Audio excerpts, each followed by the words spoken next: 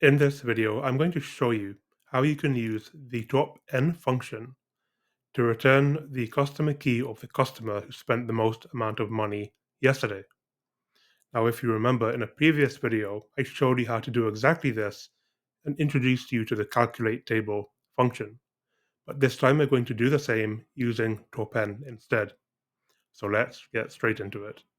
So in our previous video, we returned the customer ID of the customer who spent the most yesterday, and that ID being 19500.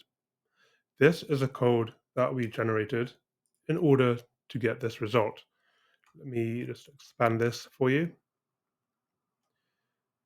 And basically, we use the calculate table expression here to then give us the max sales and return the customer key of the customer who generated the max sales. This time, let's use an alternate approach using TopN. And again, let's use DAX query view to do this. So let's create a new query and let's start again. We have to start each query with the word evaluate. And I can increase the size of this. Excellent. Okay, so what do we want to do? Well, let's start off by creating our variable yesterday, which as always will be today minus 1. The next thing we want to do is let's create our table that we want first. So summarize the fact internet sales table. We want to return the order date. We want to return the customer key.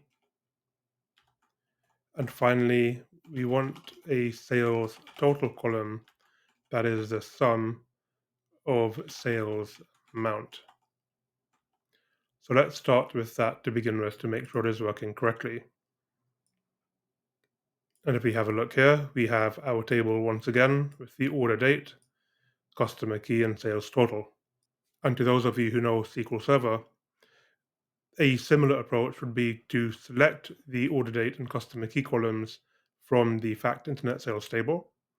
You would then have your sales total being a sum of sales amount, and you would simply group by all of these columns, so the order date and the customer key.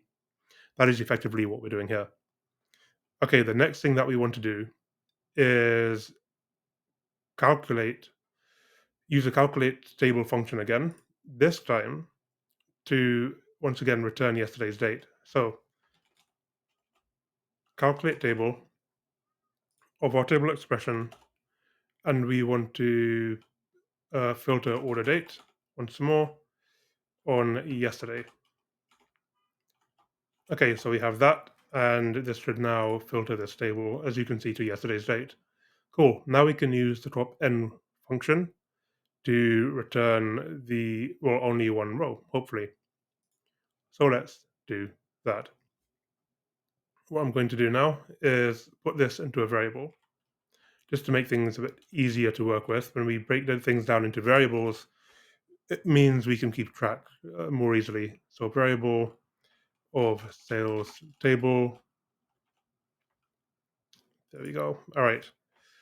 And now let's create a new variable called top sales table. And that is going to be top n. The n value that we want is 1. We want the top 1 value. The table is going to be the sales table. And we're going to order by total sales. Nope, we're going to order by sales total. Sales total being this new column that we created here.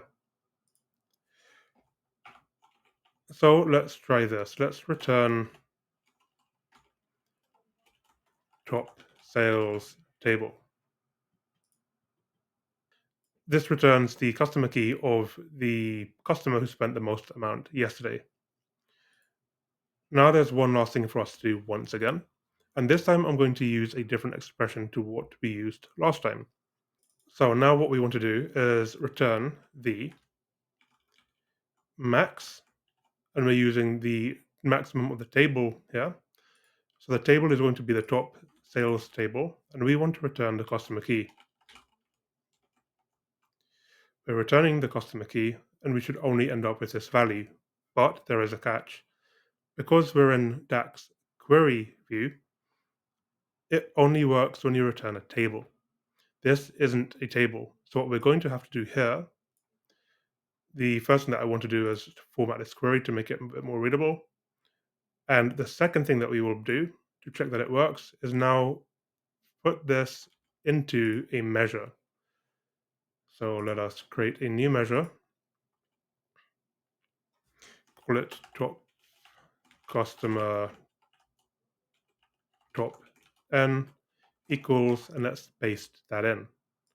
And now let's see if this works. Drag this down, and I'm simply going to filter it in the same, format it in the same way. And there you go. We have our new measure that has just been created, returning to us the same result as before. So these are two different ways you can use, and this is how you can use the top N1 expression this time rather than the other method that we used last time to return the same result. As you go through your career and as you create new projects, you will be able to determine for yourself which version of these you prefer to use. If you learned something new, please leave a thumbs up and subscribe for more.